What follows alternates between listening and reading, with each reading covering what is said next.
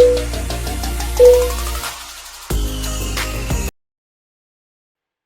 hello guys, in the last lecture we have covered introduction to homogeneous and non-homogeneous linear differential equation. In this lecture we are going to find the general solution of homogeneous linear differential equation. Homogeneous linear differential equation का जो form है ये है phi of d into y equal to 0. Right hand side में equal to 0 present होना चाहिए and left hand side में जितने भी टर्म्स होंगे वो सब टर्म में y प्रेजेंट होना चाहिए, तो हम उसको बोलेंगे होमोजेनियस लीनियर डिफरेंशियल इक्वेशन। इसका जो जनरल सोल्यूशन होता है उसको बोलते हैं yc को फाइंड करने का जो तरीका है ये डिपेंड करता है ऑक्सिलरी इक्वेशन पे। मीन्स जब हम ये जो हमारा ऑक्सिलरी इक्वेशन है phi of d equal to 0, इसको सॉल्व करने पे जो इसके रूट्स आते हैं इसके रूट्स के बेसिस पे हम yc फाइंड करते हैं। अब कैसे फाइंड करते हैं चलिए वो देखते हैं। सबसे पहले to find yc different cases depending upon the nature of roots, मतलब जो रूट्स हमने निकाला है ऑक्सिलरी इक्वेशन का उस रूट्स का जो नेचर रहेगा उसकी बेसिस पे इसको 4 टाइप में कैटेगराइज किया गया है। टाइप मतलब case number 1, case number 2, case number 3 and case number 4। Case number 1 क्या है, जो रूट्स हैं वो रियल एंड डिफरेंट होने चाहिए, डिफरेंट या distinct. Second, real and repeated, वही जो रूट है वो रियल भी हो और वही रिपीट भी हो रहा हो। Third one is imaginary roots and fourth one is repeated imaginary roots. So we will see one by one. Let's see case number 1। Case number 1, real and different roots. जैसे कि मैंने बोला जो भी हम फाइंड करेंगे auxiliary equation means phi of d equal to 0, इसके कुछ रूट्स आएंगे। वो रूट्स हमें चेक करना है कि वो रियल है, रियल एंड डिफरेंट है, या रियल एंड रिपीटेड है, या इमेजिनरी है, या रिपीटेड इमेजिनरी है। सो जो हमारा फर्स्ट केस है वो क्या बोलता है, जो रूट्स है वो रियल एंड डिफरेंट है। ठीक है, अगर रूट्स रियल एंड डिफरेंट होंगे तो जनरल सोल्यूशन कैसे लिखेंगे उसका, general solution in the sense yc। चलिए देखते करेंगे yc इक्वल टू क्या लिखेंगे।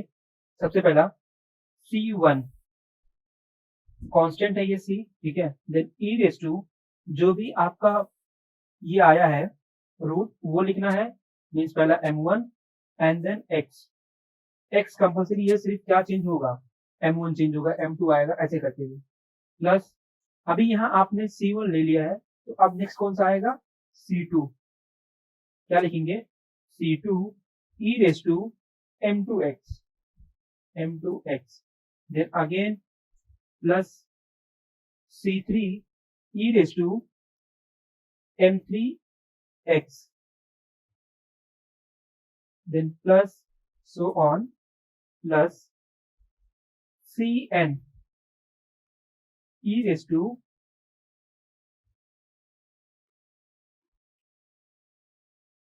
mnx।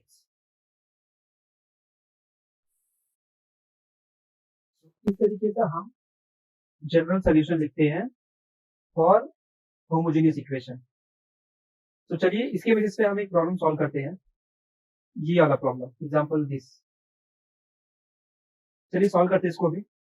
सबसे पहले हम इसको चेंज करेंगे, इसको लेके आएंगे डी के फॉर्म में। डी के फॉर्म में कैसे लेके आते हैं मैंने पहले भी एक्सप्लेन किया है, सो चलिए हम देखते कैसे करेंगे। यहाँ पे भी जो d3 bye D X cube है इसको लिखेंगे D cube, D square by D X square है इसको लिखेंगे डी स्क्वायर, एंड जो d बाय डी एक्स है उसको लिखेंगे d।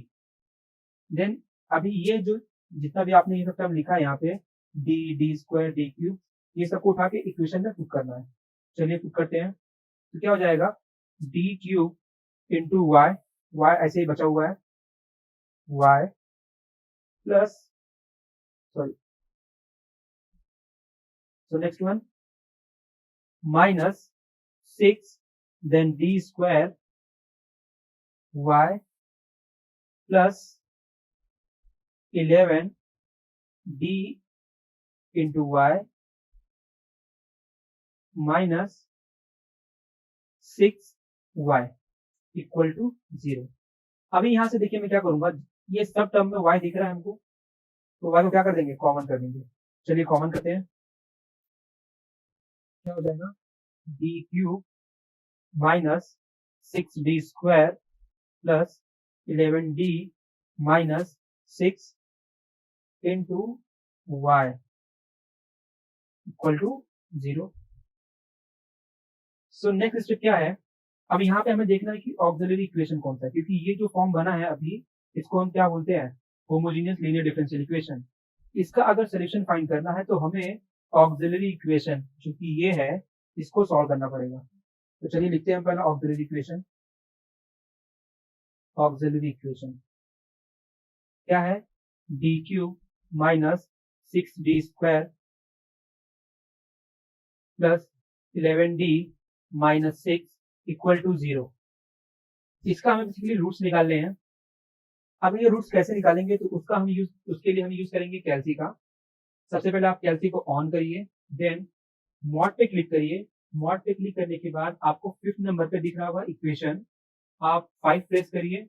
5 प्रेस करने के बाद आपको 4 नंबर दिख रहे होंगे, 1 2 3 4। एंड अगर मैं उसमें देखूं तो जो मेरा ये इक्वेशन है, ये है क्यूबिक, तो उसमें क्यूबिक के लिए 4th नंबर है, तो 4 प्रेस करेंगे। एंड देन यहाँ पे ए का वैल्यू क्या है, बी का वैल्यू क्या है, सी का वैल्यू क्या है, डी का वैल्यू क्या है, वो हम पुट करेंगे। तो चलिए पुट करते हैं। जो ए का वैल्यू है, ए का वैल्यू है 1, देन प्रेस करिए इक्वल टू। उसके बाद जो बी का वैल्यू है वो -6 है, कितना है, -6।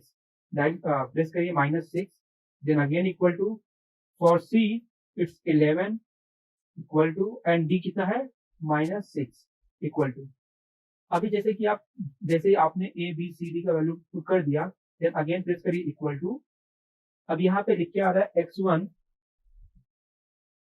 x1 equal to 1, x2 equal to 3 and x3 equal to 2। यहाँ पे 3 रूट क्यों है, बिकॉज इसका जो हाईएस्ट पावर है 3 है, इसका मतलब 3 रूट इसके आएंगे। ठीक है, अभी इसको थोड़ा अरेंज कर लेते हैं। सो इसमें क्या लिखेंगे हम, m1 equal to 1, m2 equal to 3 and m3 equal to 2। अब मैं क्या लिखूंगा, रूट्स आर 1,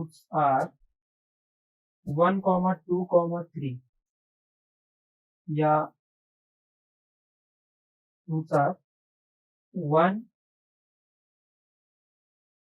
3, 2। नेक्स्ट स्टेप क्या है हमारा, therefore general solution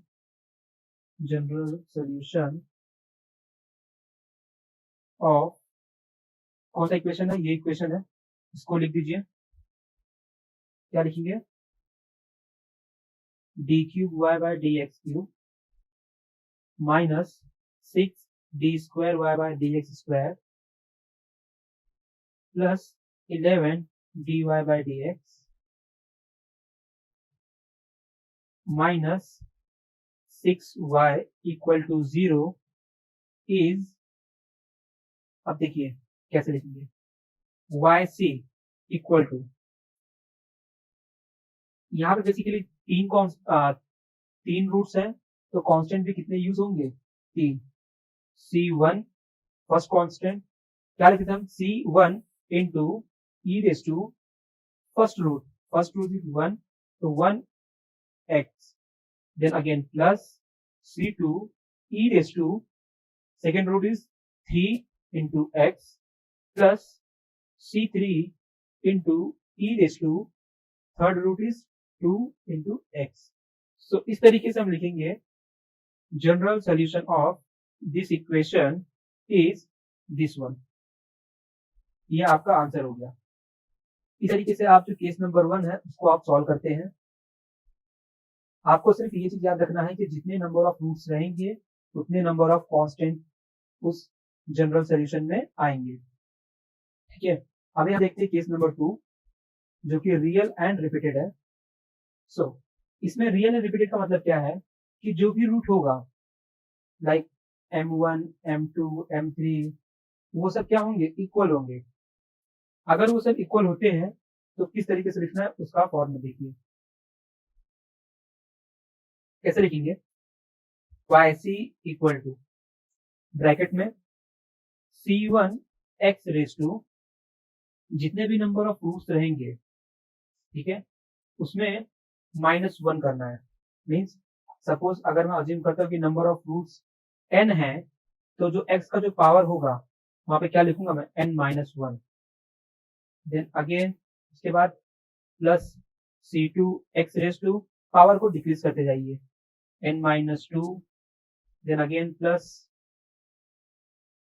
c3 x raise to n-3, ऐसे ही करते करते आप लास्ट में आ जाएंगे जहां पे n-n हो जाएगा तो वो 0 हो जाएगा। सो क्या हो जाएगा वो फिर? cn, then again e raise to जो भी अपना जो रूट था उसको हम यहाँ पे लिखेंगे कि वो सब रूट इक्वल है, तो इक्वल रूट यहाँ पे लिखेंगे। तो आप कुछ भी लिख सकते हैं m1 m2 m3 because all are equal. तो यहाँ पे लिख देंगे m1 x, बस। सो इस तरीके से आपका ये फॉर्मेट है to write general solution of homogeneous equation, किसके लिए? रियल एंड रिपीटेड रूट्स के लिए। तो चलिए अभी देखिए, सपोज अज्यूम करिए कि मेरे पास सिर्फ 2 ही रूट है, वो 2 रूट समझ लो 2 and 2 है। सो मैं इसके लिए जनरल सोल्यूशन कैसे लिखूंगा? चलिए देखते हैं क्या लिखेंगे। General solution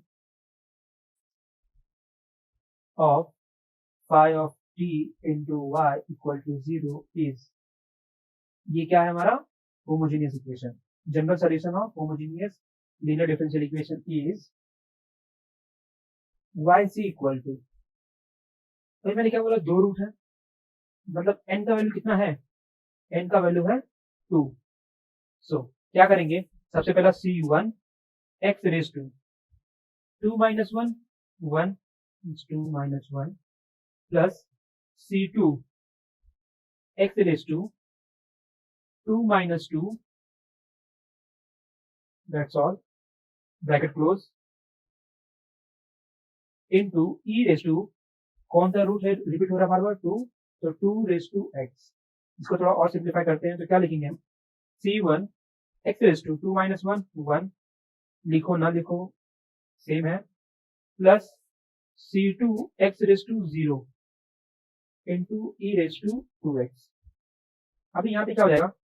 c1x plus c2, क्यों? बिकॉज किसी किसी भी नंबर के पावर में अगर 0 होता है तो उसका वैल्यू हमेशा होता है 1। तो यहाँ पे 1 बेसिकली प्रेजेंट है। इस तरीके से 2 रूट के लिए हम जनरल सोल्यूशन इस तरीके से लिखते हैं। अब चलिए इसके ऊपर हमें कोई प्रॉब्लम सॉल्व करें जिससे हमें थोड़ा अच्छे से समझ में आ जाए। अभी देखिए, जैसे कि ये प्रॉब्लम दिया हुआ है, अब यहाँ पे आप देख सकते हैं कि यहाँ पे डिफरेंशियल इक्वेशन नहीं दिया है, मीन्स डिफरेंशियल कोएफिशिएंट नहीं दिया, यहाँ पे सिंपल सा डी दे दिया है। मतलब हमें डिफरेंशियल जो कोएफिशिएंट था उसको चेंज नहीं करना है, ऑलरेडी यहाँ पे चेंज करके प्रेजेंट है। सो अब हम क्या करेंगे? इसके थ्रू हम क्या लिखेंगे? Auxiliary equation. ऑक्सिलरी इक्वेशन क्या है वो? D square minus 6d plus 9 equal to 0। कभी कभी क्या होता है कि कोई क्वाड्रेटिक इक्वेशन हम इजीली सॉल्व कर सकते हैं एंड कोई भी क्वाड्रेटिक इक्वेशन हम इजीली नहीं सॉल्व करते। सो अगर कोई ऐसा क्वाड्रेटिक इक्वेशन है जो आपसे इजीली सॉल्व हो सकता है, उसको आप सॉल्व कर लीजिए, और अगर आपसे नहीं हो रहा है तो आप कैलसी का यूज कर सकते हैं। यहाँ पे जैसे कि देख सकता हूँ मैं, यहाँ पे इजीली सॉल्व हो रहा है। कैसे? अगर मैं इसको बोलता हूँ ए स्क्वायर माइनस देन ए स्क्वायर माइनस 2 इंटू 3 ए प्लस 3 का होल स्क्वायर, ये बेसिकली किसका फॉर्मूला बन रहा है? ए माइनस बी का होल स्क्वायर। तो लिख देते हैं यहाँ पे क्या बन रहा है? डी माइनस 3 का होल स्क्वायर इक्वल टू 0। सो यहाँ से बेसिकली डी के 2 वैल्यू आएंगे, डी माइनस 3 इक्वल टू 0 और D minus 3 equal to 0, D equal to 3 और d इक्वल टू 3। रूट्स कितने मिल रहे? 2। रूट्स आर 3,3 जो कि रियल है एंड रिपीटेड है। क्या लिखेंगे? Therefore roots are real and repeated. अब यहाँ पे कैसे इसका जनरल सोल्यूशन लिखेंगे? Therefore general solution of equation क्या है? D square minus 6 plus 9 D square minus 6d plus 9 into Y equal to 0 is, कैसे लिखेंगे? yc इक्वल टू, यहाँ पे 2 रूट है, मतलब n का वैल्यू कितना है? 2। सो चलिए लिखते हैं यहाँ पे c1 x raise to 2 minus 1 1 plus c2 x raise to 2 minus 2 2 minus 2 is 0। किसी की भी पावर में अगर 0 होता है, मतलब लाइक दिस, अगर 0 होता है तो इसका वैल्यू क्या होता है? 1। सो यहाँ पे अब हम क्या लिखेंगे? ओनली c2, क्योंकि इंटू 1 करिए ना करिए सेम है। And then into E raise to, जो रूट रिपीट हुआ है उसको लिखेंगे यहाँ पे 3 है, तो 3 इंटू एक्स। इस तरीके से आप इस प्रॉब्लम को सॉल्व कर सकते हैं। सबसे पहले क्या किया मैंने? ऑक्सिलरी इक्वेशन फाइंड किया। ऑक्सिलरी इक्वेशन फाइंड करने के बाद उसके रूट्स फाइंड किए। रूट्स फाइंड करने के बाद मैंने चेक किया कि जो रूट्स हैं वो किस केस को सेटिस्फाई कर रहे हैं, case number 1, case number 2, case number 3, case number 4। तो वो देखने के बाद आपको जो भी केस फॉलो कर रहा होगा उस केस का जनरल सोल्यूशन आपको लिखना है। जैसे कि मैंने यहाँ पे लिखा है, बिकॉज यहाँ पे ये सेकेंड केस को फॉलो कर रहा था। सेकेंड केस का जनरल सोल्यूशन हमने लिखा। अभी देखते हैं केस नंबर 3। केस नंबर 3 है imaginary roots. Imaginary roots means जब मैं ऑक्सिलरी इक्वेशन को सॉल्व करूंगा तो मुझे रूट्स कैसे मिलेंगे? इमेजिनरी। इमेजिनरी का मतलब क्या है? Alpha plus minus I beta, इस फॉर्म में रहता है। आई को क्या बोलते हैं? आयोटा।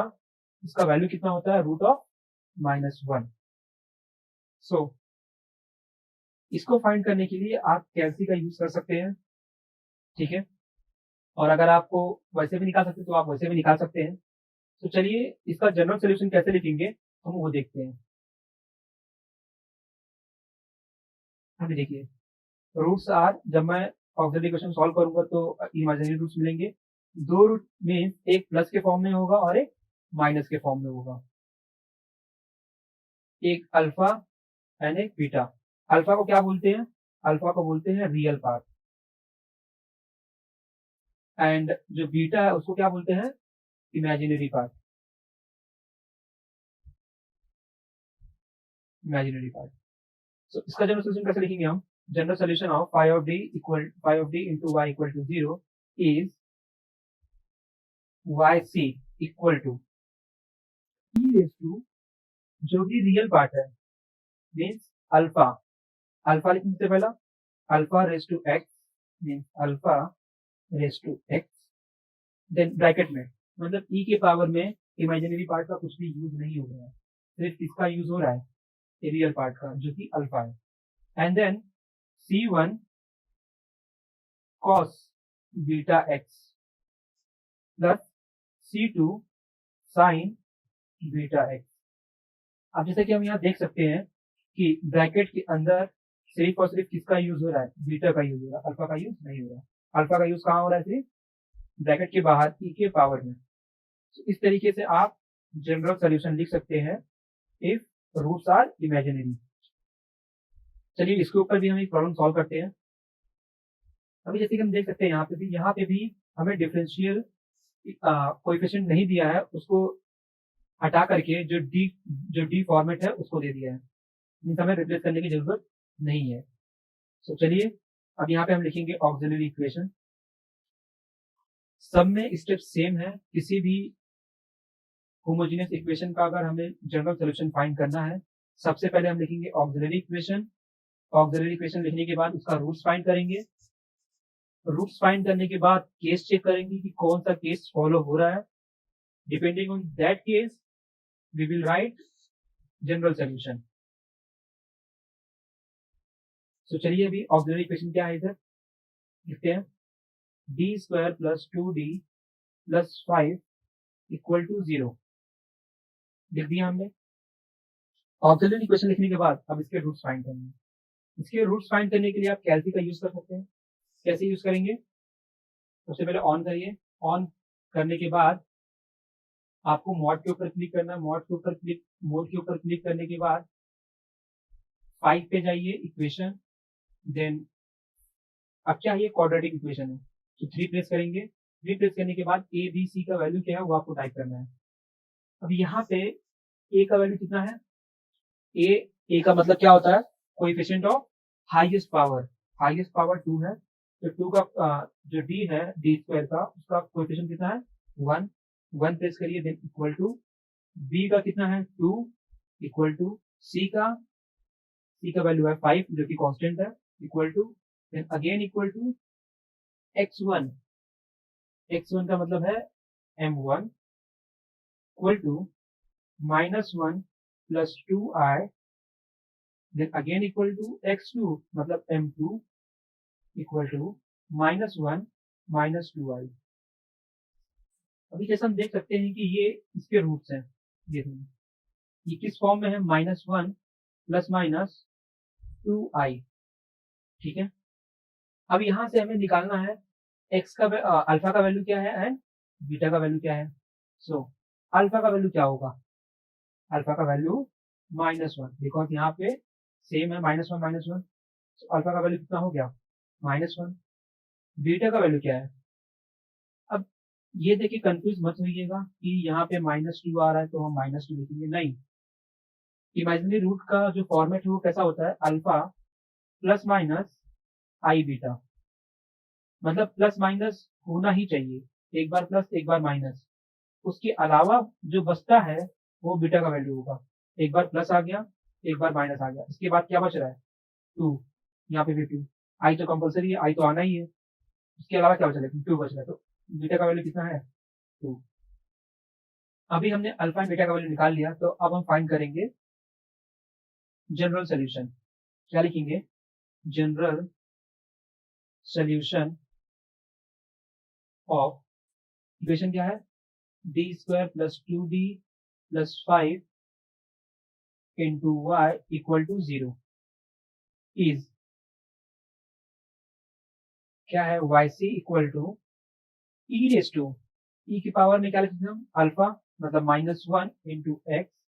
फिर ब्रैकेट में C1 कॉस बीटा का वैल्यू कितना है? 2 तो 2x plus C2 sign beta का वैल्यू में कितना है? 2 है तो 2x.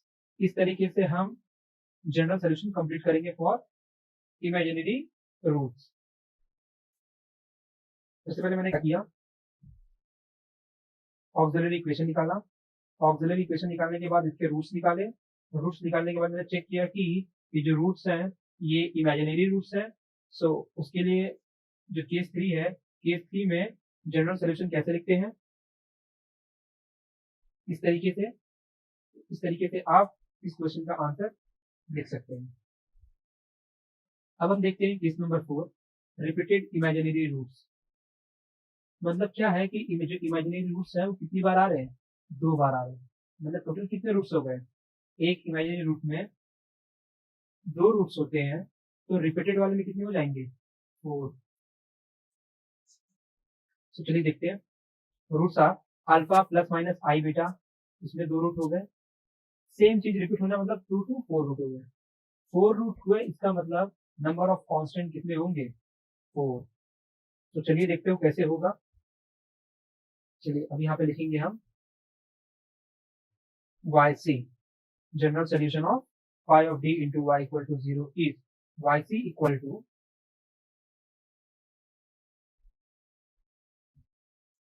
e raised to. First step same है मतलब e raised to अल्फा ही लिखना है अपने. क्या लिखना है? Alpha into X. Then bracket में अभी यहाँ पे दो ब्रैकेट बनेगा बेसिकली, एक बड़ा ब्रैकेट एक छोटा ब्रैकेट। छोटे ब्रैकेट में क्या लिखेंगे हम, C1 x plus C2 bracket close, इसके बाद लिखेंगे cos beta x, then again plus C3x plus C4 sign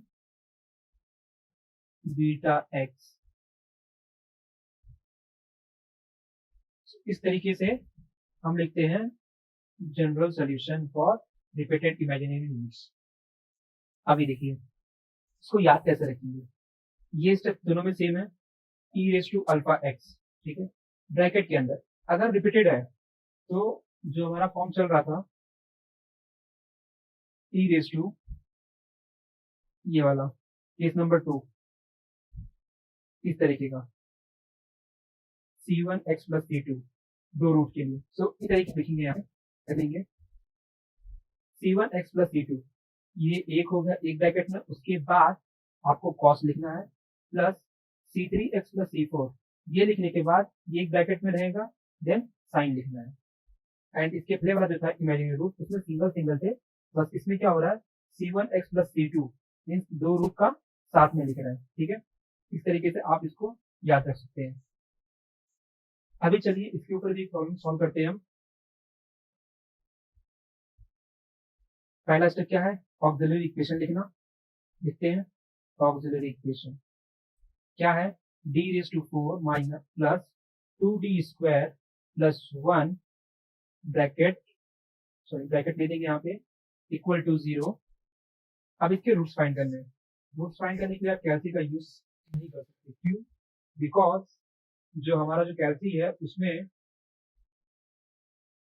कैल्सी में सिर्फ और सिर्फ पावर 3 तक दिया है, मीन्स ओनली क्यूबिक तक दिया है। तो इसको हम कैसे सॉल्व करेंगे, चलिए देखिए कैसे सॉल्व करेंगे इसको। अज्यूम करिए जो डी स्क्वायर है, जो डी स्क्वायर है उसको मैं अज्यूम किया m, ओके, m अज्यूम किया, चलो तो चलिए इसमें पुट करते हैं। क्या हो जाएगा m square plus 2m plus 1 equal to 0। अभी ये तो मेरा क्वाड्रेटिक बन गया ना, इसको मैं कैसे सॉल्व करता हूँ, m प्लस 1 का होल स्क्वायर इक्वल टू 0, ये कैसे आया, a प्लस बी का होल स्क्वायर का फॉर्मूला मैंने यहाँ पे अप्लाई किया, क्या है वो, a square plus 2ab plus b का स्क्वायर, ये फॉर्मेट यहाँ पे फॉलो हो रहा है, तो इस तरीके से मैंने लिख दिया। अभी यहाँ पे क्या होगा, यहाँ पे देखिए m प्लस 1 का होल स्क्वायर है, मतलब यही चीज दो बार है, चलिए लिखते हैं अलग अलग करके, m प्लस 1 इक्वल टू 0 और m plus 1 equal to 0। m का वैल्यू कितना है, m का वैल्यू है डी स्क्वायर, पुट कर दीजिए, D square plus 1 equal to 0 और D square plus 1 equal to 0। अब देखिए यहाँ से जो 1 है उसको हम इक्वल टू की उस साइड भेज देंगे, तो क्या हो जाएगा डी स्क्वायर इक्वल टू -1 और D square equal to -1। Next step, D square को रिमूव करना है, ठीक है, मतलब स्क्वायर रिमूव करना है, ओनली डी लिखना है, कैसे लिखेंगे, D equal to plus minus, अभी देखिए plus minus root of I, root of -1 और d equal to plus minus root of -1। इस तरीके से आप लिखेंगे, ठीक है। इस तरीके से लिखने के बाद जो ये रूट ऑफ -1 होता है इसको क्या बोलते हैं, आयोटा, क्या कर देंगे d equal to plus minus i और d equal to plus minus i. जैसे कि हम देख सकते हैं यहाँ पे प्लस माइनस, इसका मतलब दो रूट है, प्लस माइनस दो रूट है, यही सेम रूट रिपीट हुआ है, मतलब ये क्या है इमेजिनरी रूट है और ये भी इमेजिनरी रूट है, दोनों सेम है, इसका मतलब ये कौन सा केस बन रहा है, रिपीटेड इमेजिनरी रूट्स। अब यहाँ से हमें क्या करना है, अल्फा एंड बीटा का अल्फा एंड बीटा का अल्फा एंड बीटा का वैल्यू फाइंड करना है, ठीक है। चलिए फाइंड करते हैं। अभी देखिए यहाँ पे अल्फा तो कुछ है ही नहीं, क्यों, कैसे कुछ नहीं, कैसे मालूम पड़ा? क्योंकि जो इमेजिनरी पार्ट है उसके साथ आई नहीं होता है। आई सिर्फ किसके साथ होता है? इमेजिनरी पार्ट के साथ होता है, रियल पार्ट में आई नहीं होता। तो यहाँ पे रियल पार्ट कुछ भी नहीं, इसका मतलब क्या अज्यूम करेंगे हम? का वैल्यू यहाँ पे कुछ भी नहीं है, इसका मतलब क्या है? Zero. Alpha equal to zero and beta equal to कुछ नहीं प्रेजेंट है, मतलब आई के साथ आई का कोएफिशिएंट कितना है? 1, दोनों जगह 1 है। तो क्या लिखेंगे? बीटा का वैल्यू 1। हम लिखेंगे जनरल सॉल्यूशन, क्या लिखेंगे? देयरफॉर जनरल सॉल्यूशन ऑफ क्या है? d⁴ plus 2d² plus 1 into y equal to 0 is, चलिए लिखते हैं जनरल सॉल्यूशन, क्या लिखेंगे? yc equal to E raise to alpha का वैल्यू 0 है, तो क्या लिखेंगे? 0 इंटू एक्स, 0x, फिर बड़े ब्रैकेट में लिखेंगे, उसके बाद c1x प्लस c2 छोटा bracket close, then cos beta का वैल्यू कितना है? 1 है, means 1 into X, then again plus c3x plus c4 into sine beta का वैल्यू 1 है, तो 1 इंटू एक्स। इस तरीके से आप जनरल सॉल्यूशन लिखेंगे। अभी यहाँ पे जैसे हम देख सकते हैं कि e के पावर में 0 है। अब इसको थोड़ा और सिंप्लीफाई कर देते हैं, वाई सी इक्वल टू इसका वैल्यू कितना हो जाएगा? पूरा 1। कैसे? e raise to 0 into X, ये क्या हो जाएगा? e रेस टू 0, बिकॉज 0 में किसी भी नंबर का मल्टीप्लाई करते तो क्या हो जाता है? 0। तो e रेस टू 0 इसका वैल्यू होता है 1। 1 क्यों? किसी की भी पावर में अगर 0 होता है तो उसका वैल्यू कितना होता है? हमेशा 1। तो चलिए ये तो पूरा रिमूव होकर क्या आ जाएगा? 1। 1 लिखिए ना लिखिए कोई फर्क नहीं पड़ता, तो हम सिंपल सा अंदर का सिर्फ टर्म लिखेंगे। कैसा लिखेंगे? c1x plus c2 into cos x plus c3x plus c4 bracket में इंटू साइन एक्स। इस तरीके से आप जनरल सॉल्यूशन लिख सकते हैं फॉर दिस होमोजेनियस इक्वेशन। सो हमने 4 केसेस रीड किए हैं, कौन कौन सा ये देखते हैं। Case number 1 real and repeated, ठीक है, उसका जनरल सॉल्यूशन इस तरीके से लिखते हैं। Case number 2 real and repeated, मतलब रियल भी है एंड और क्या है? रिपीटेड है, मतलब सेम वैल्यू रिपीट हो रही है, जस्ट लाइक दिस। उसके ऊपर एग्जांपल सॉल्व किया हमने जिसमें 3 2 टाइम्स आया था, तो उसको कैसे लिखेंगे वो हमने देखा। एंड देन थर्ड केस था इमेजिनरी रूट्स, रूट्स क्या आ रहे थे? इमेजिनरी फॉर्म में आ रहे थे। सो उसके लिए हम जनरल सॉल्यूशन कैसे लिखते थे? कुछ इस तरीके से। देन इसके ऊपर भी हमने एग्जांपल देखा कि सॉल्व कैसे करेंगे। सबसे पहला ऑक्सिलरी इक्वेशन लिखेंगे, देन उसके बाद उसके रूट्स फाइंड करेंगे, रूट्स फाइंड करने के बाद चेक करेंगे कि कौन सा कंडीशन फॉलो हो रहा है, उसके हिसाब से हम क्या लिखते थे? General solution. And last case था रिपीटेड इमेजिनरी रूट्स थे, मतलब वही रूट्स 2 बार रिपीट हो रहे थे। कौन से रूट्स? Imaginary roots. एंड मैंने आपको एक चीज और बताया कि number of roots equal to number of constants in general solution, ठीक है। इसके ऊपर भी हमने एग्जांपल देख लिया। सो इस तरीके से हमने कंप्लीट किया general solution of homogeneous linear differential equation. Next lecture में हम इसके ऊपर कुछ प्रॉब्लम देखेंगे, जैसे कि अगर 2 केसेस एक ही क्वेश्चन में प्रेजेंट है तो उसको कैसे सॉल्व करेंगे हम। 2 या 3 कैसे रहेंगे, 2 या 3 केसेस अगर एक साथ में प्रेजेंट है तो कैसे सॉल्व करेंगे, वो सब हम देखेंगे नेक्स्ट लेक्चर में। Thank you.